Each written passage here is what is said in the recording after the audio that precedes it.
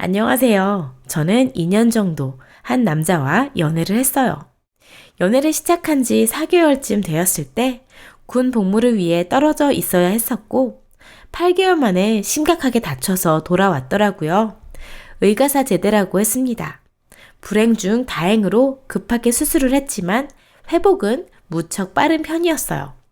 남자친구 군대 보내고 울고 편지 쓰고 했던 게 무색하게 정말 일찍한 제대였지만 나름 무척 반가웠습니다.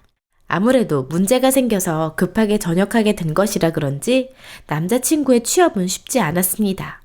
몸을 쓰는 쪽으로 일을 하던 사람이라 그런 쪽에 이력서를 넣고 면접을 보면 꼭 군대에 대한 이야기가 나오게 되었고 그게 참 이 사람을 힘들게 했던 것 같습니다.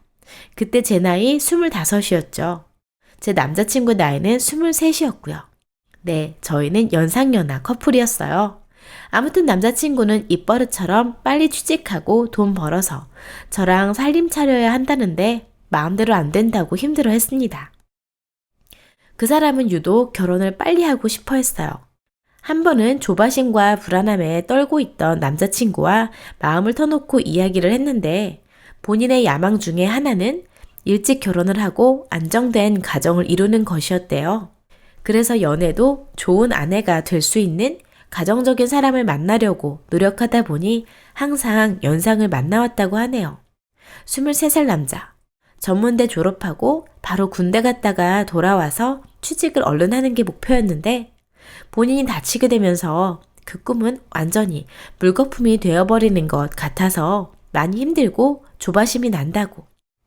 그러다가 제가 본인과 결혼 안 하고 헤어지게 될까봐 겁이 난다고요. 솔직하게 말하면 저 또한 연애 따로 결혼 따로 생각하고 사는 사람은 아니에요.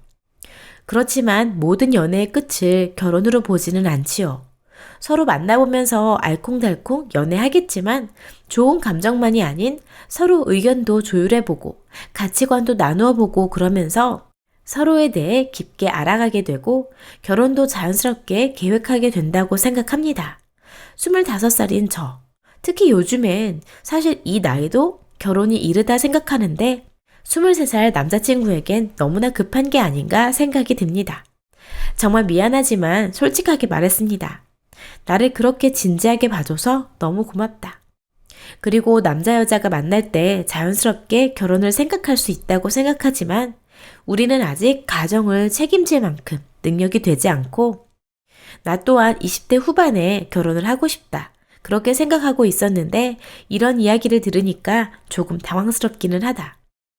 그렇다고 너랑 결혼 안 한다. 이게 아니고 혹시 너 말처럼 당장 좋은 직장 생겨서 안정된 미래가 있으니 결혼하자고 청혼을 한다 해도 지금 시기에는 나에게 너무 힘들다. 당혹스럽다.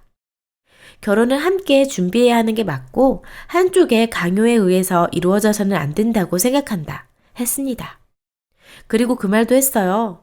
너가 원하는 건 단순히 빠른 결혼만이 아니라 안정된 가정이 포함 아니냐. 빠른 결혼을 원하다가 안정된 가정을 준비하지 못하는 경우가 많다. 제대로 준비가 된 커플들도 결혼하면 책임감에 어려워한다. 그러니 우리 천천히 계획해보자. 먼저 마음 편히 취업 준비를 하자. 마음만 급하게 되면 일을 더 그르칠 수 있다 생각한다고요. 그런데 남자친구가 의외로 잘 받아들이더라고요. 본인 또한 안정된 가정도 아주 중요하다 생각한다고요. 그때부터 제가 남자친구를 대하는 마음이 좀 달라졌습니다. 구매 습관, 본인 삶의 계획, 취미, 저축 습관 이런 걸 은근히 살피게 되더라고요. 그도 그럴 것이 좋아하는 마음은 있지만 결혼을 생각해보니 콩깍지에 씌어진 채로 있으면 안 되겠다 생각했던 거죠. 그때부터 제 눈에 가장 크게 보인 게 그 사람의 생활 패턴이었어요. 그게 마음에 걸린 이유는 이 사람 새벽 일찍 자고 이른 점심에 일어나요. 재활 치료는 끝났지만 집에서 재활 운동을 계속 해야 하는데 기지개 펴면 된다고 합니다.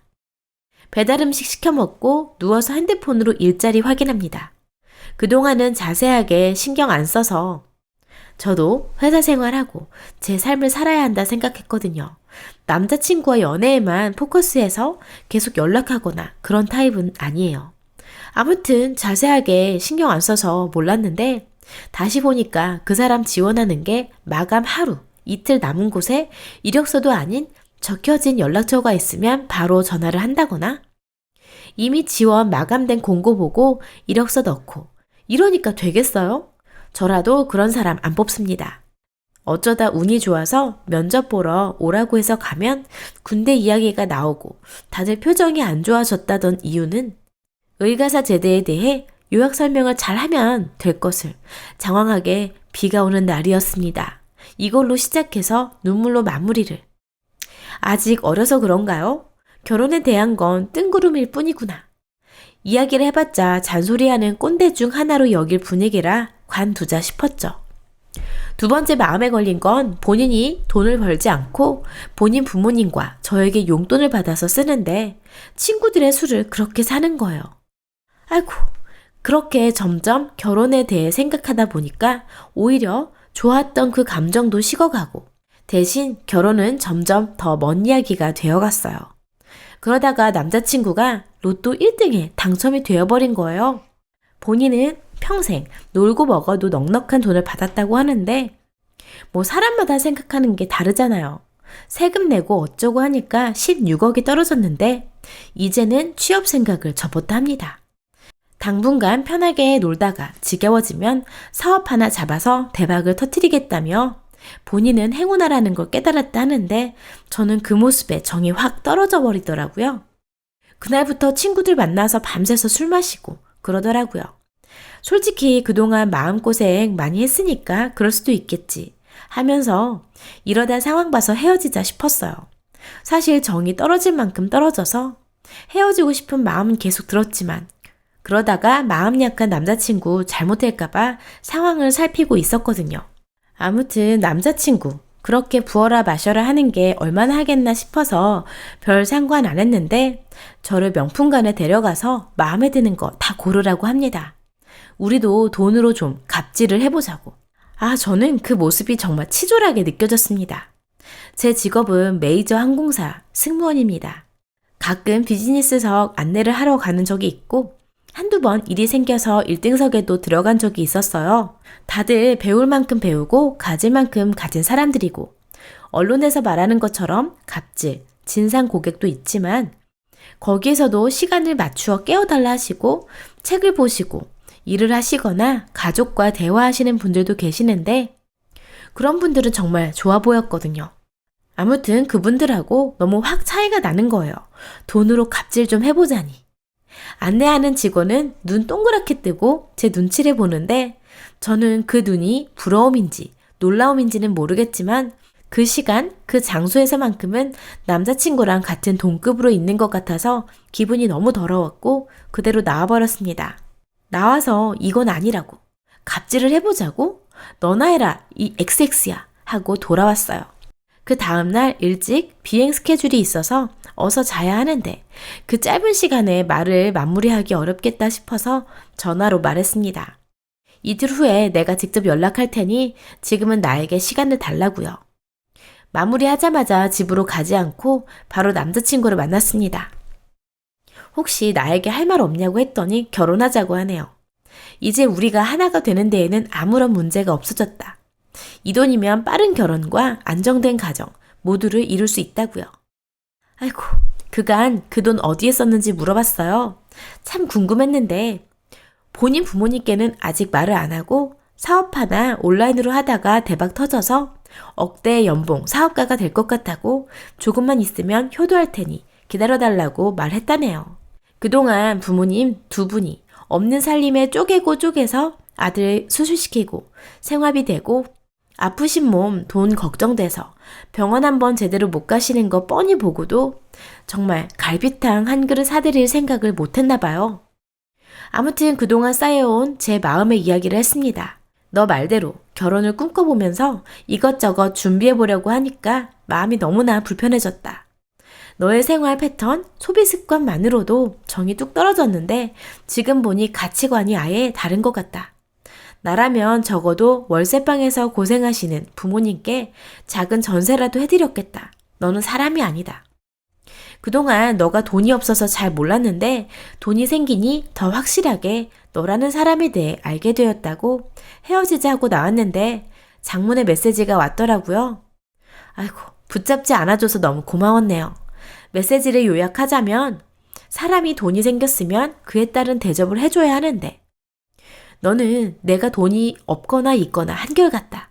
돈 생긴 대우를 할 줄 모르면서 승객 비율을 어떻게 맞추냐.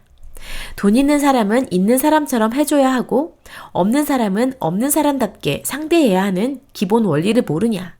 바른 생활만 생각하고 돈의 위력을 모르는 너 더 이상 매력 없다. 내 돈이면 간이며 쓸개며 다 빼주고 대접해줄 여자 많다. 잘 가라. 이런 내용이요. 한참을 웃었네요. 160억도 아니고 16억을. 그 사람이 쓰는 대로 하면 어떻게 될지 빤히 보이네요. 그런 말을 들었던 적이 있는데 로또 당첨되고 엄청난 부를 가진 사람들이 물론 지금까지 행복하게 잘 사는 사람도 있지만 오히려 쫄딱 망하고 패가망신하는 경우도 있다고요. 이 사람은 어느 쪽으로 살게 될까요? 또 어느 날 바른 생각이 생겨서 자신의 삶을 잘 계획하게 되면 모르겠지만 저는 혹시 돌아온 탕자처럼 저에게 다시 나타나지 않기를 바랄 뿐입니다. 남자친구의 로또는 저에게 깔끔한 이별을 선물해 주었네요. 아무튼 안전 이별한 듯 합니다. 당한 건가요? 마무리 잘 되었고요. 말할 때 번거로워서 그냥 남자친구라고 사용한 건 이해해 주세요. 모두 건강하세요. 네, 오늘의 사연은 여기까지였습니다. 스튜디오스 혜정아라는 단어가 갑자기 맴도는데 정말 다른 가치관을 가지고 사시는 쓰니분 같습니다.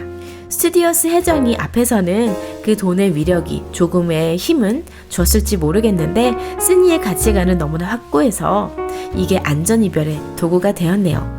여러분들은 어떻게 생각하시나요? 저는 개인적으로 쓰니 같은 마음에 응원을 보내고 싶어요. 다양한 여러분의 의견 남겨주시고 오늘도 즐겁고 행복한 하루 되세요. 감사합니다.